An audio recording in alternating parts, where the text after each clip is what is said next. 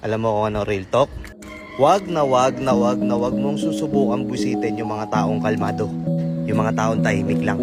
Pero alam nyo ba na mahirap kalabanin yung mga taong kalmado? Yung mga taong tahimik lang. Yung mga taong akala mo hindi sila papatol. Yung mga taong akala mo hindi sila papalag. Kasi tong mga taong to, tong mga taong tahimik na to, sila yung mga taong kapag naubos yung pasensya nila, kapag naputol yung busy nila, hindi mo gugustuhin kung anong kaya nilang gawin. Yun ang totoo. O diba ikaw to, tahimik lang? Tahimik ka lang, pero alam mo lahat ng nangyayari sa paligid mo. Hindi ka basta nagre-react, hindi ka basta-basta pumapatol kasi alam mo na natatakot ka sa sarili mo, natatakot ka sa kung anong pwede mong gawin kapag hindi mo nakontrol yung galit mo.